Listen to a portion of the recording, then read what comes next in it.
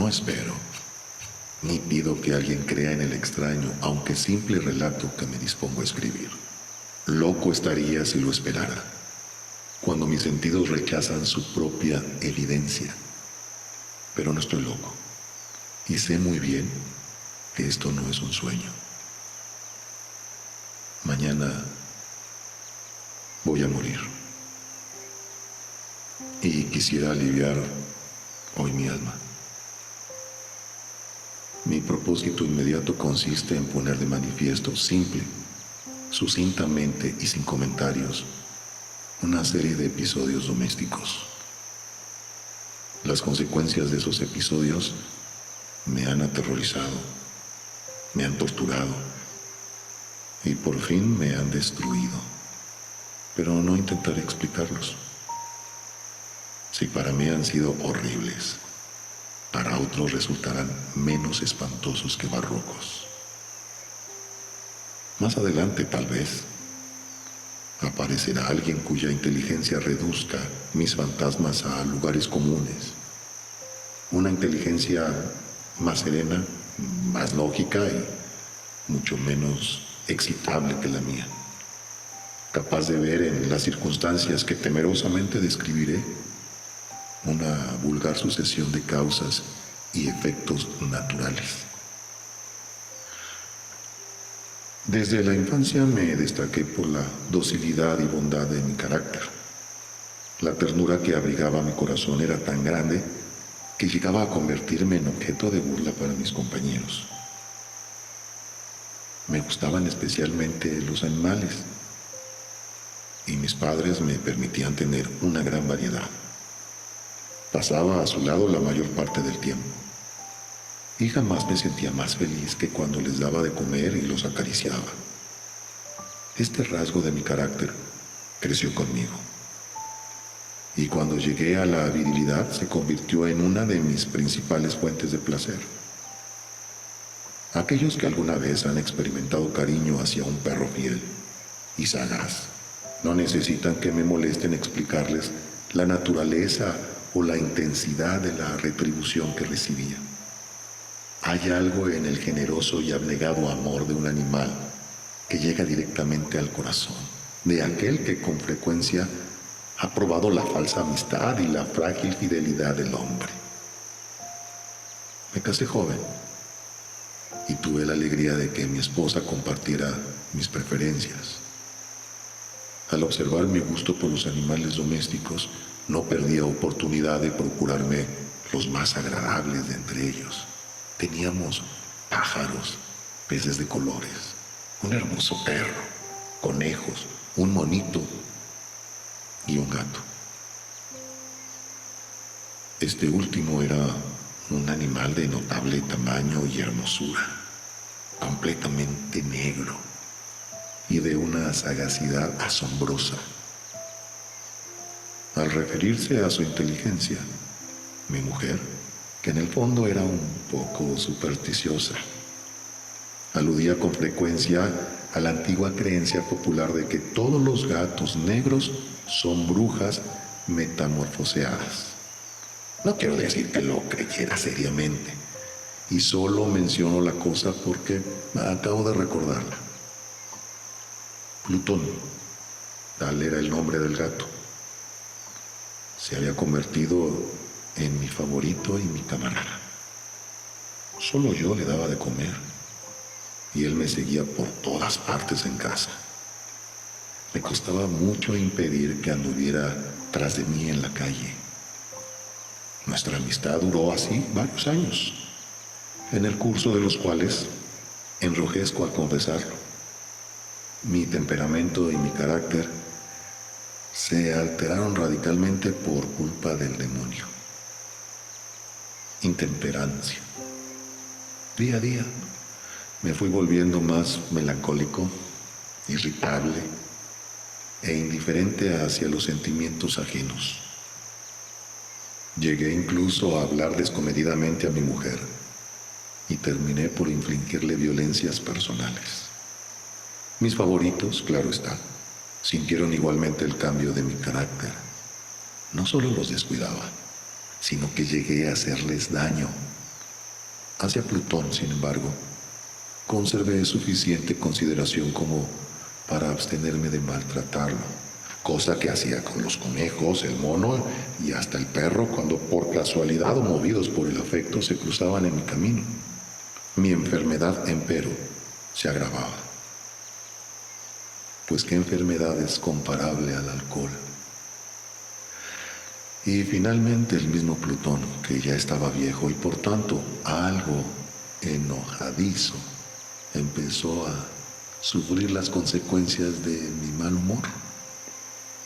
Una noche en que volví a casa completamente embriagado, después de una de mis correrías por la ciudad, me pareció que el gato evitaba mi presencia. Lo alcé en brazos, pero asustado por mi violencia, me mordió ligeramente en la mano. Al punto se apoderó de mí una furia demoníaca que ya no supe lo que hacía. Fue como si la raíz de mi alma se separara de golpe de mi cuerpo, una maldad más que diabólica, alimentada por la ginebra, estremeció cada fibra de mi ser. Sacando del bolsillo del chaleco un cortaplumas, lo abrí mientras sujetaba al pobre animal y por el pescuezo y deliberadamente le hice saltar un ojo. Me enrojezco, me abrazo, tiemblo mientras escribo tan condenable atrocidad. Cuando la razón retornó con la mañana, cuando hube disipado en el sueño los vapores de la orgía nocturna, sentí que el horror se mezclaba con el remordimiento ante el crimen cometido. Pero mi sentimiento era débil y ambiguo. No alcanzaba a interesar al alma. Una vez más me hundí en los excesos y muy pronto ahogué en vino los recuerdos de lo sucedido. El gato, entre tanto, mejoraba poco a poco. Cierto que la órbita donde faltaba el ojo presentaba un horrible aspecto, pero el animal no parecía sufrir ya. Se paseaba, como de costumbre, por la casa, aunque, como es de imaginar, huía aterrorizado al verme. Me quedaba aún bastante de mi antigua manera de ser para sentirme agraviado por la evidente antipatía de un animal que alguna vez me había querido tanto. Pero ese sentimiento no tardó en ceder paso a la irritación. Y entonces, para mi caída final e irrevocable, se presentó el espíritu de la perversidad. La filosofía no tiene en cuenta a este espíritu, y sin embargo, tan seguro estoy de que mi alma existe como de que la perversidad es uno de los impulsos primordiales del corazón humano, una de las facultades primarias indivisibles, uno de esos sentimientos que dirigen el carácter del hombre.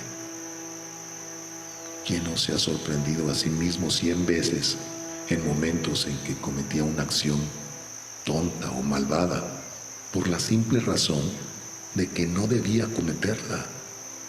¿No hay en nosotros una tendencia permanente que enfrenta descaradamente al buen sentido, una tendencia a transgredir lo que constituye la ley por el solo hecho de serlo?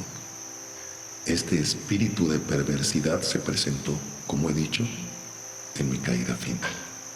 Y el insondable anhelo que tenía mi alma de vejarse a sí misma, de violentar su propia naturaleza, de hacer mal por el mal mismo, me incitó a continuar y finalmente a consumar el suplicio que había infligido a la inocente bestia.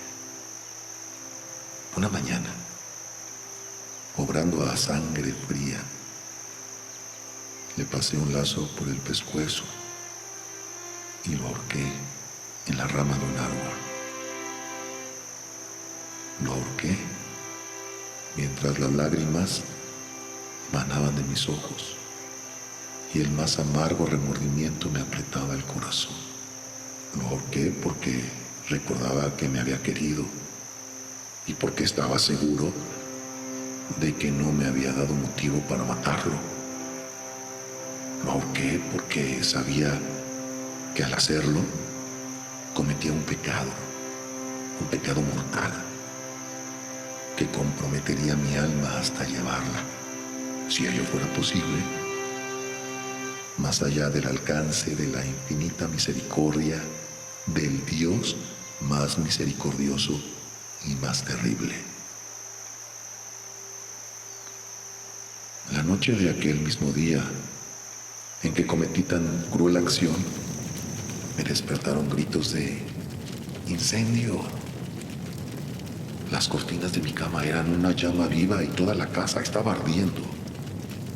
Con gran dificultad pudimos escapar de la conflagración, mi mujer, un sirviente y yo. Todo quedó destruido.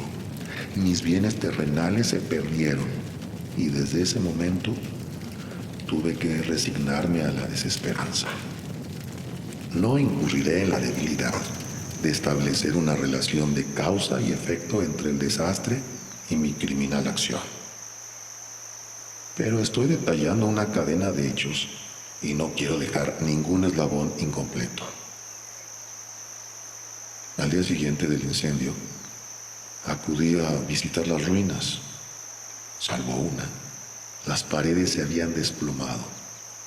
La que quedaba en pie era un tabique divisorio de poco espesor, situado en el centro de la casa, y contra el cual se apoyaba antes la cabecera de mi lecho.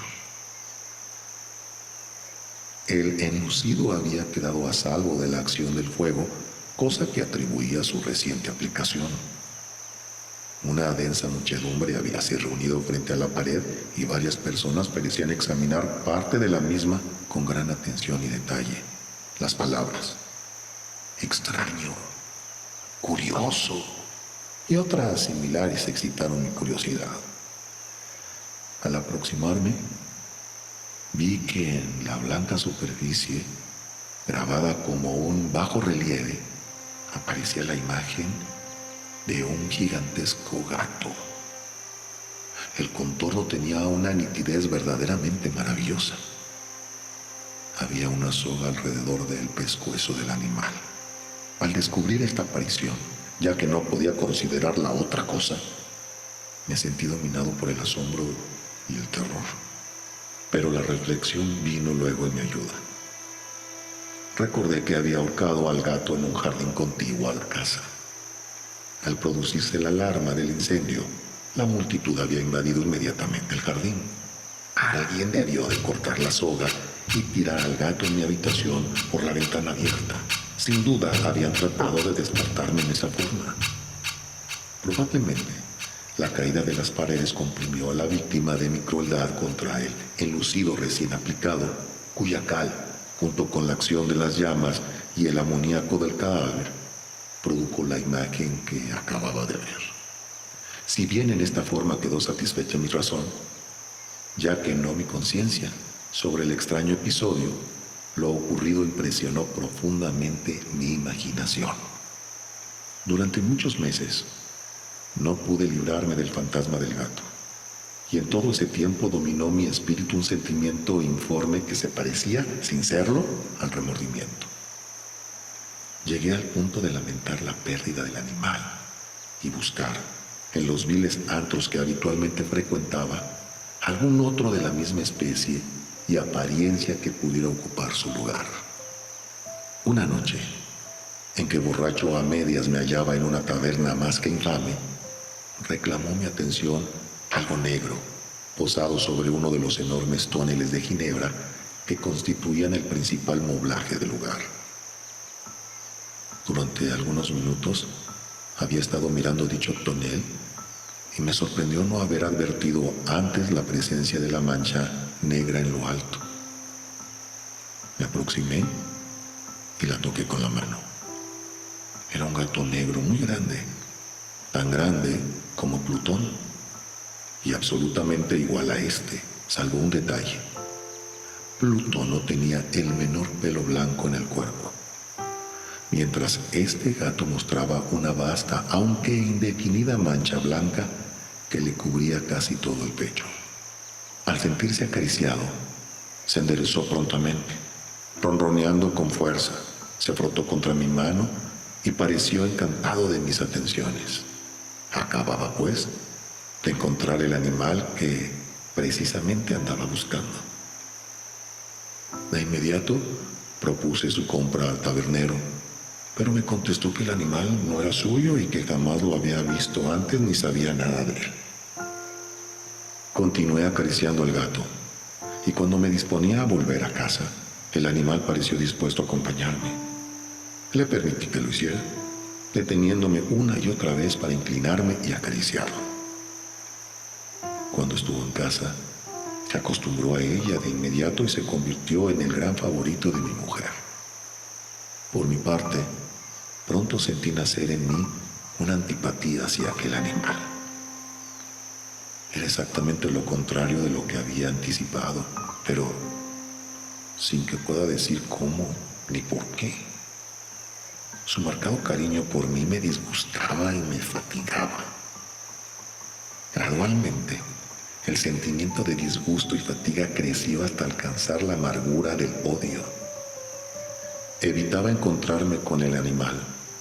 Un resto de vergüenza y el recuerdo de mi crueldad de antaño me vedaban maltratarlo. Durante algunas semanas me abstuve de pegarle o de hacerlo víctima de cualquier violencia.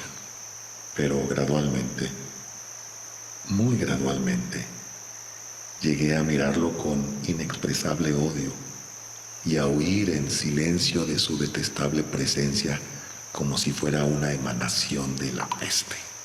Lo que sin duda contribuyó a aumentar mi odio fue descubrir a la mañana siguiente de haberlo traído a casa que aquel gato, igual que Plutón, era tuerto.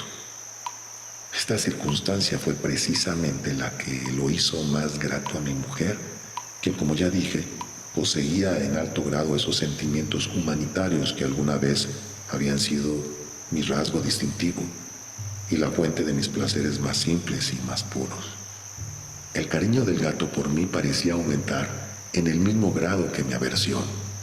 Seguía mis pasos con una pertinencia que me costaría hacer entender al lector.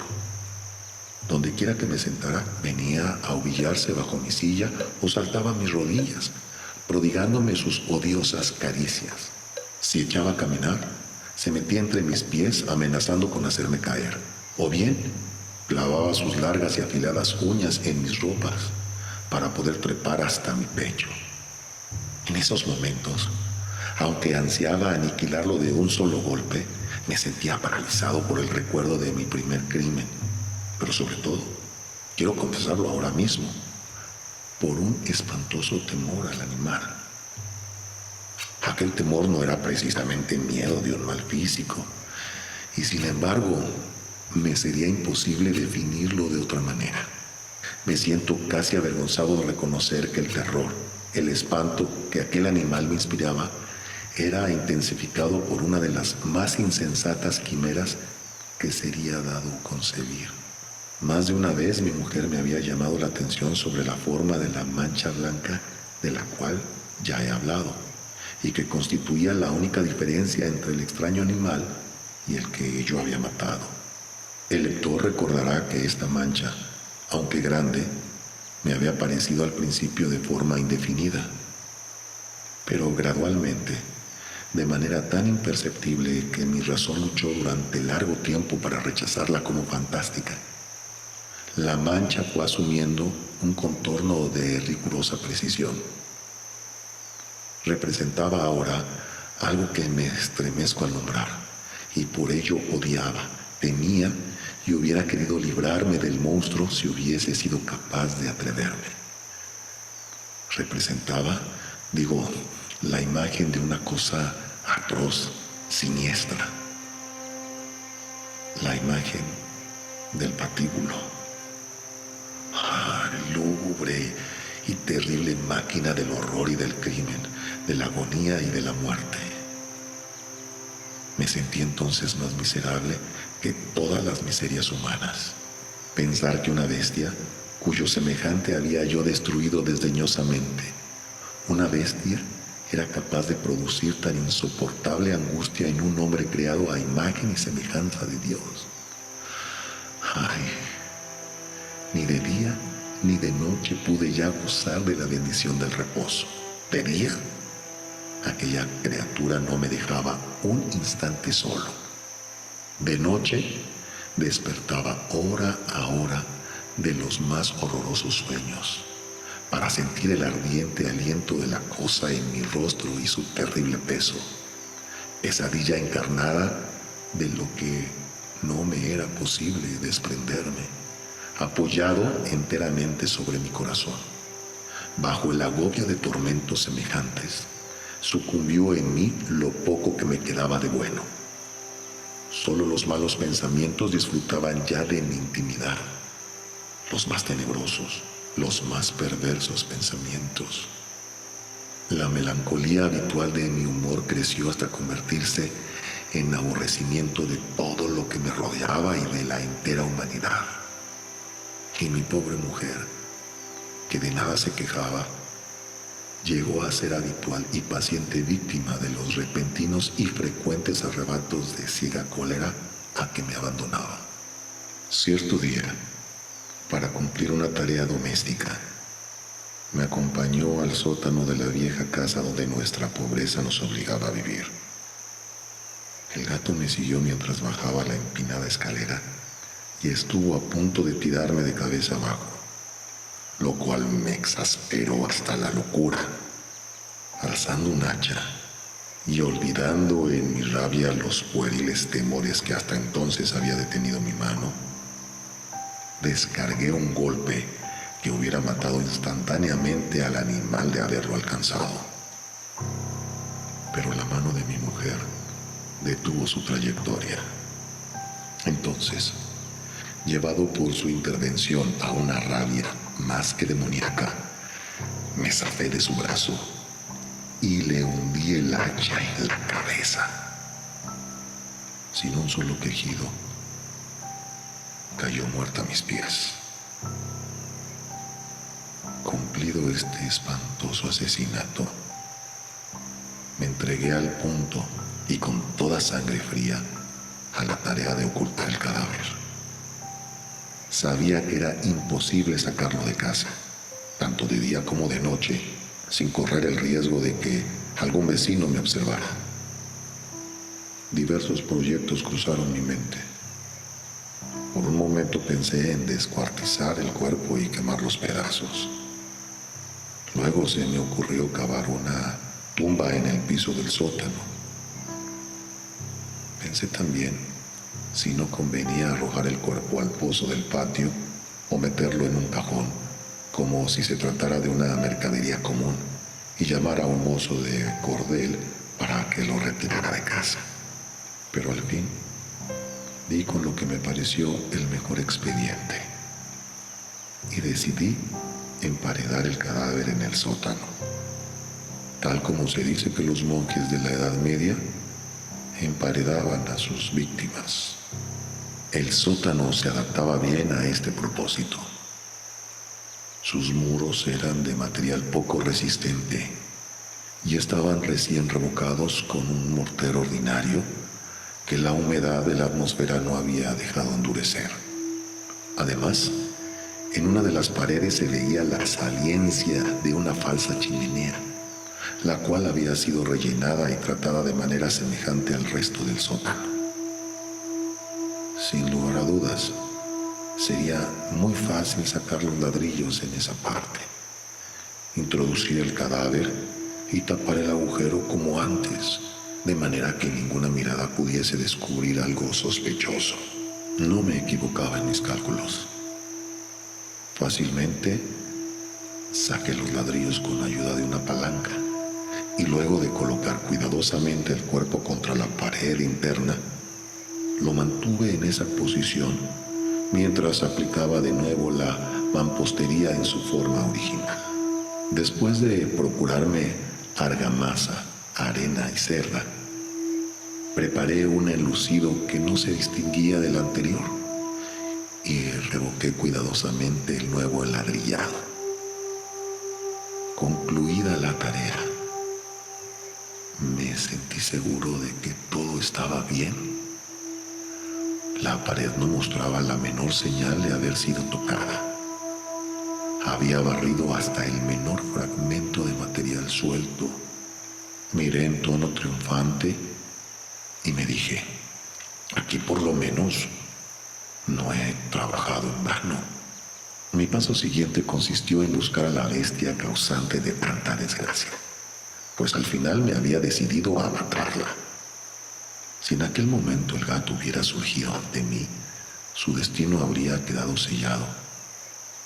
Pero por lo visto, el astuto animal, alarmado por la violencia de mi primer acceso de cólera, se cuidaba de aparecer mientras no cambiara mi humor. Imposible describir o imaginar el profundo, el maravilloso alivio que la ausencia de la detestada criatura trajo a mi pecho. No se presentó aquella noche, y así, por primera vez, desde su llegada a la casa, pude dormir profunda y tranquilamente. Sí, pude dormir, aún con el peso del crimen sobre mi alma. Pasaron el segundo y el tercer día, y mi atormentador no volvía. Una vez más respiré como un hombre libre. Aterrado, el monstruo había huido de casa para siempre. Ya no volvería a contemplarlo. Gozaba de una suprema felicidad. Y la culpa de mi negra acción me preocupaba muy poco. Se practicaron algunas averiguaciones a las que no me costó mucho responder. Incluso hubo una perquisición en la casa, pero naturalmente no se descubrió nada. Mi tranquilidad futura me parecía asegurada.